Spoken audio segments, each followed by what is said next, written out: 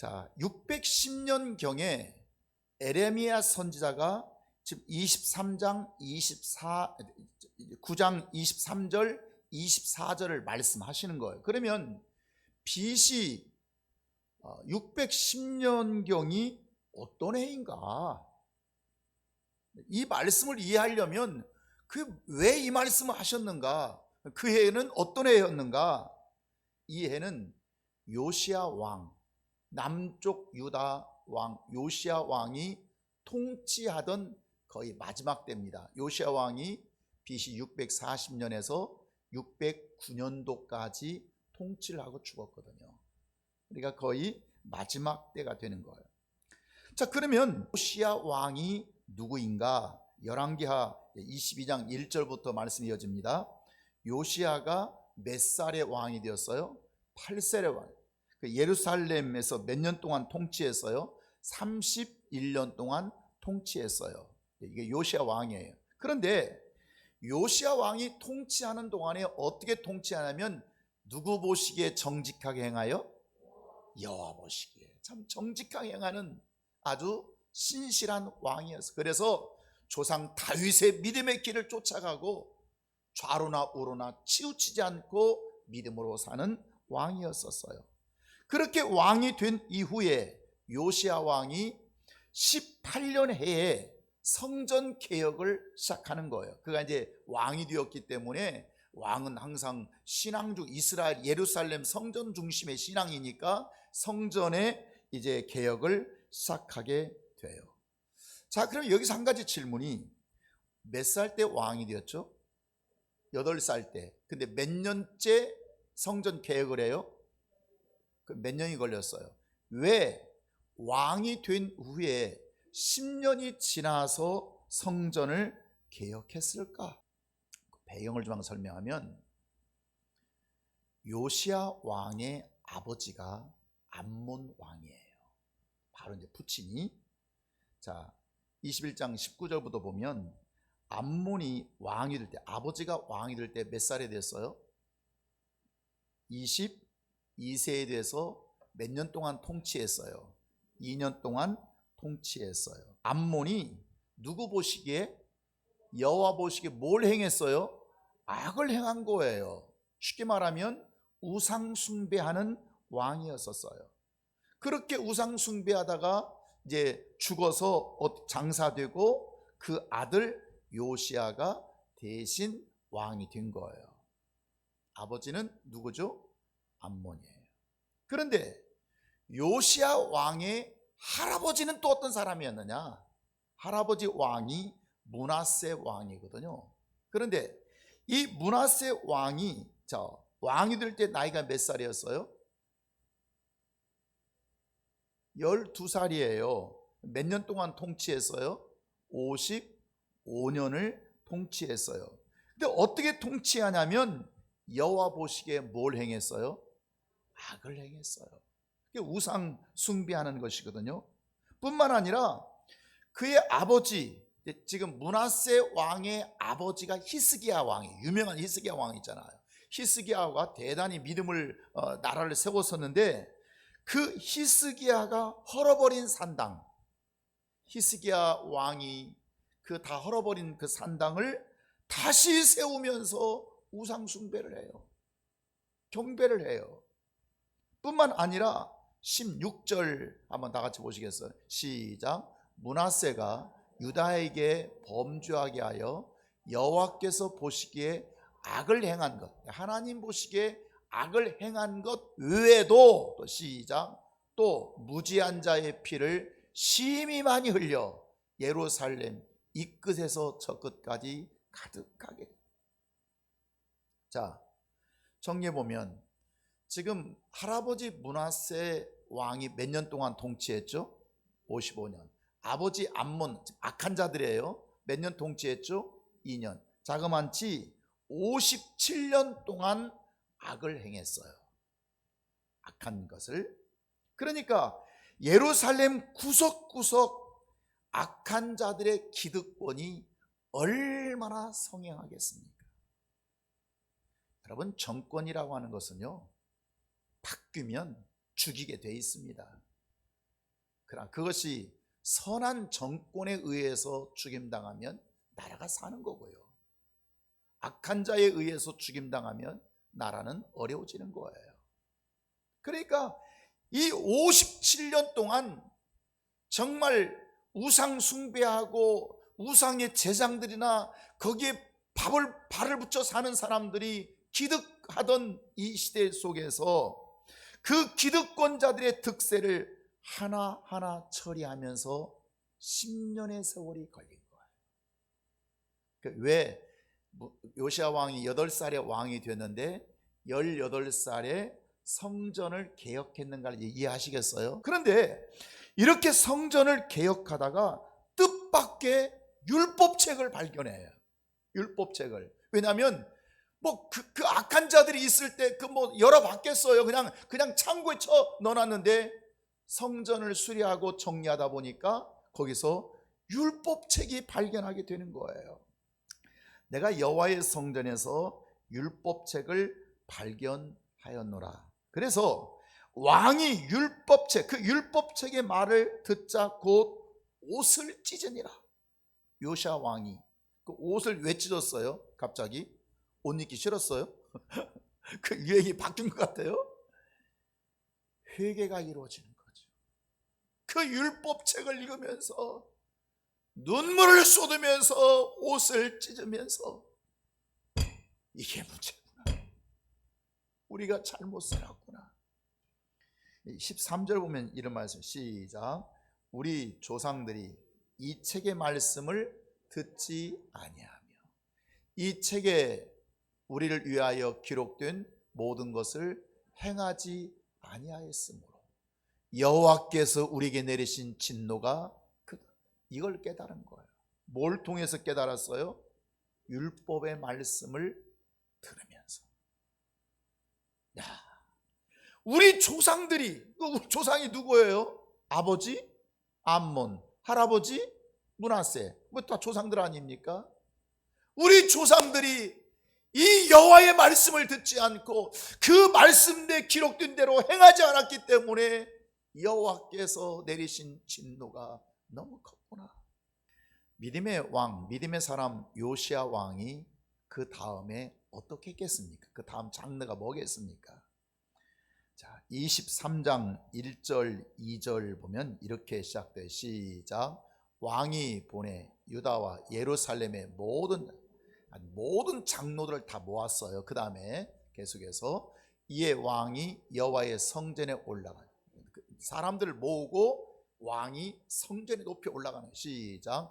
모든 사람과 예루살렘 주민과 제장들과 선자들과 모든 백성 노소를 막론하고 여호와의 성전에서 발견한 언약책의 모든 말씀을 읽어 무리의 귀에 들리고. 우리 참 문자적으로 그냥 단순하게 생각하지 말고요, 무리에게 들리고, 이 말은 여호와의 말씀을 알게 한 거예요. 이 율법에 기록된 여호와의 말씀, 우리 조상들이 이 말씀대로 알지도 못하고 지키지 못하고 행하지 못해서 여호와의 진노를 살 수밖에 없었던 이 사건이 무엇이냐, 이 내용이 무엇이냐, 그것을 백성들, 주민들, 제장들, 지도할 모든 사람 다 모아놓고 그것을 그들에게 읽어주고 그들의 귀에 들려줌으로써 그것을 알게 하고 그 하나님의 말씀을 깨닫게 해준 거예요. 그러면서 하나님의 원하심, 하나님의 요구가 뭔지를 그들에게 알려주면서 오늘 본문 에레미야 9장 24절 시작. 자랑하는 자는 이것으로 자랑하지 말지니 곧 명철하여 나를 아는 것과, 누구를 아는 것과? 나를 아는 것, 여호와 하나님을 아는 것과, 또 나 여호와는 어떤 분이에요? 사랑과 정의와 공의를 땅에 행하시는 자인 줄을 깨닫는 것이라. 이것을 드디어 이제 같은 시대에 선지자였던 에레미야 선자가 선포하게 되는 거예요. 아는 거. 왜 우리가 축복을 받아내지 못하는가? 왜 우리가 하나님께로부터 응답을 얻어내지 못하는가? 왜? 내가 왜 많은 문제를 가지고 있으면서 내가 왜 이 질병의 고침을 받지 못하는가? 생명 주시는 자, 축복을 주시는 자, 응답하시는 자를 모르기 때문이에요. 알면 받게 돼 있어요. 알면 하나님이 역사해요. 하나님이 만물을 지으신 것은 하나님을 위해서 지으셨다고요? 왜 지으셨다고요? 주시려고. 믿습니까? 주시려고 지으신 거예요. 결국 그들이 왜 하나님으로부터 축복을 받아내지 못하고 진노를 얻어냈냐면 그들이 하나님을 몰랐기 때문이에요. 여러분, 하나님을 여기 안다 모른다, 이스라엘 백성은 지식으로 단 한 번도 하나님을 몰라본 적이 없습니다. 이게 문제입니다. 너희 안다고 하는 것은 그분의 마음, 그분의 성품, 그분이 뭘 원하시는지, 그분의 뜻이 무엇이, 이걸 아는 것이지. 뭐 대한민국 사람 불신자도 하나님의 이름을 압니다. 교회 안 다녀도 이단자도 다 압니다. 안다고 해서 그들에게 역사가 나타납니까? 안 나타납니다. 왜? 그 지식으로 안다고 아는 게 아니거든요. 축복을 주시는 하나님께로부터 그걸 얻어내기 위해서 우리는 무엇을 우리가 알아야 할 것이 세 가지가 있습니다. 그 첫 번째는 하나님을 알아야 합니다. 하나님을 알아야, 하나님이 누구신지, 하나님이 어떤 분이신지 모르면서 자신은 믿음이 있다고 생각을 해요. 여러분, 모르고 믿는 것은 그건 신앙이 아니고 맹종입니다. 그래서 오늘날 수없이 많은 교회 교인들이 맹종하고 사는 거예요. 맹종은 신앙이라고 했어요? 신앙이 아니라고요. 그런데 맹종하고 살면서 자기는 신앙생활 한다고 착각을 해요. 여러분, 무지한, 아무것도 모르는 무지한 믿음 속에는 아무 역사가 일어나지 않습니다.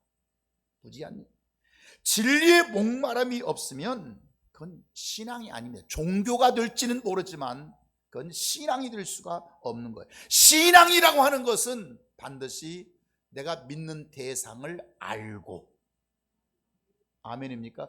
내가 그분이 어떤 분인가를 분명히 알고 믿는 것이죠. 그래서 잠언 9장 10절에서 여호와를 경외하는 것이 지혜의 근본이요 거룩한 자를 아는 것이 명철이니라.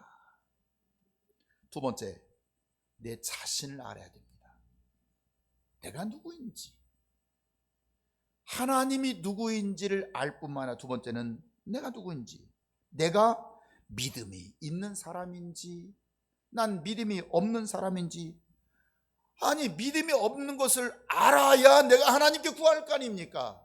그런데 믿음이 없는 사람이 생각하기를 난 믿음이 있다고 생각해버리면 구할 일이 없는 거죠. 나는 하나님이 역사하실 수 있을 만큼 난 잘하고 있는가? 내가 그 믿음이 있는가? 학계 2장 8절 보면 은도 내 것이요 금도 내 것이라 만군의 여호와의 말이니라 하신 하나님이신데, 하나님의 사람이라고 말하면서, 내가 믿는다고 말하면서, 하나님은 나의 모든 것이 된다고 말하면서 왜 처자식 못 먹여 살릴 정도로 공급하지 못한다면 그것은 정말 하나님이 나를 지원하고 계실까? 얼마나 내가 교만한 사람인지, 정말 어디서부터 내가 잘못되었는지, 내 실수가 무엇이고 내 부족이 무엇이고 내 믿음이 무엇이고 내 무능력이 무엇인가를 스스로 자신을 돌아보지 않는 거예요. 이걸 모른다면 해결이 되지 않아요. 어디서부터 나를 고쳐야 되는지, 내가 정말 하나님 앞에서 착한 사람인지 그렇지 못한 사람인지, 내가 어디서 내 영혼을 치료해야 되는지, 내가 어디서부터 나를 꺾어야 되는 건지, 하나님 생각보다 자기 생각이 얼마나 크고 내 생각이 큰 거예요. 그래서 하나님의 생각으로 가득 차 있어야 할 주의 종들이, 하나님의 생각으로 가득 차 있어야 생명의 축복을 받아야 할 성도들이 내 생각에는요. 그 생각은 누구 생각보다 클 수가 없어요. 하나님의 생각보다 클 수가 없어요. 하나님의 말씀보다 클 수가 없어요. 내 생각이 있지만, 내가 중요하게 여기는 것이 있지만, 여호와 하나님께서 말씀하시면 그 말씀 앞에 내 생각이 틀렸구나, 내 방법이 옳지 않았구나, 내가 지금 하는 것이 잘못되었다고 생각을 해야 되는데, 우리는 자꾸 내 생각에는요 1경까지는 깨어 있을 수 있어요. 그러나 2경, 3경은 못 깨어 있어요. 그게 누구 생각이요? 그런데 주인의 생각은 혹 2경이나 3경이나 그렇게 깨어 있는 것을 보면, 따라서 보시고 역사하신 하나님, 그렇게 깨어 있는 것을 보면 너는 한계를 뛰어넘어 버렸구나, 일반적인 상식을 넌 뛰어넘어서 그렇게 하고 있구나 보면 주인의 모든 소유를 그에게 맡기리니. 속일 수 없는 하나님 앞에서 늘 위장하려고 하는 자신의 모습을 잘 모르면 그 응답을 받아낼 수가 없어요. 그래서 마태복음 13장에서 천국의 비밀을 아는 것이 너에게는 허락되었으나, 천국의 비밀을 아는 것, 지식이에요. 아는 것이 너에게는 허락되었으나 그들에게는 허락이 아니되었나니.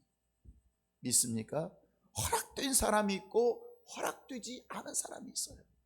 교회 다닌다고 다 아는 게 아니에요.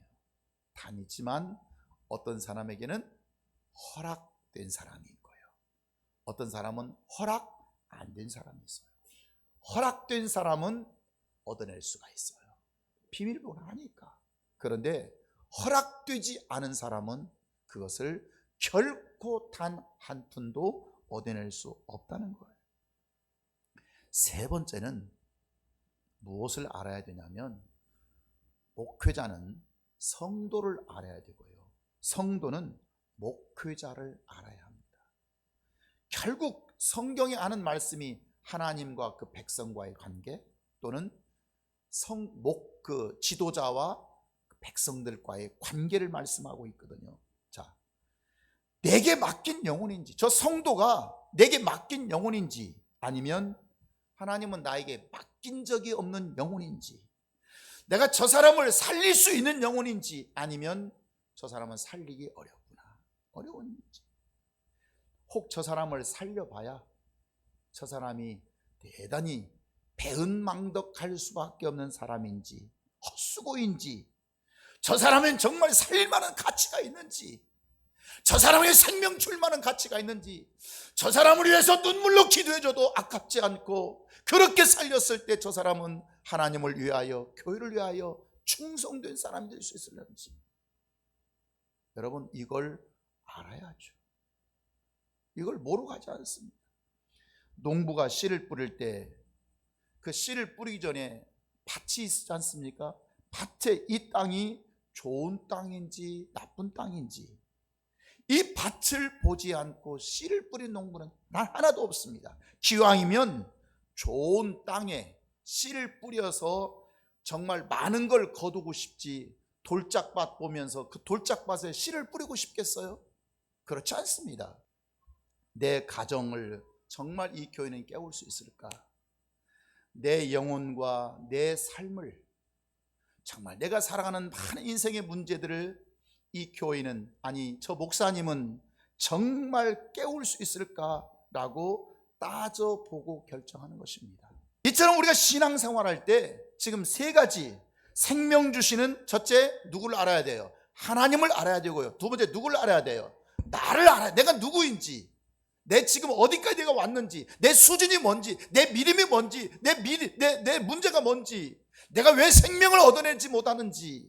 세 번째는 목회자는 성도를 알아야 되고, 성도는 목회자를 알아야 되는 것이죠. 그래서 요한복음 10장에서 뭐라고 말씀합니까? 나는 선한 목자라. 나는 누구를 알고? 내 양을 알고, 목자는 내 양을 알고, 또 양은, 성도는 누구를 알고? 목자를 아는 것이, 서로 아는 거예요. 자, 이렇게 해서 열왕기하 23장 23절에서 요시야 왕이 몇 년째?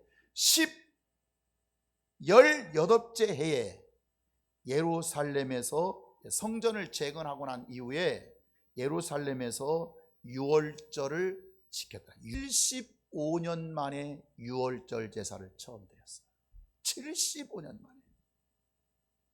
그러니까 요시야 왕이 죽기 1년 전에 에레미야 선지자를 통해서 주신 말씀이에요. 주신 말씀. 여호와를 아는 것과, 너희가 정말 자랑할 것은 내가 여호와 하나님을 아는. 이 민족이 사는 길이 무엇입니까? 여러분의 신앙생활은 난 지혜 있어, 난 말씀하는 지혜, 여러분 지혜가 무엇입니까? 여러분 명철이 무엇입니까? 그것은 살 길이에요. 살 길.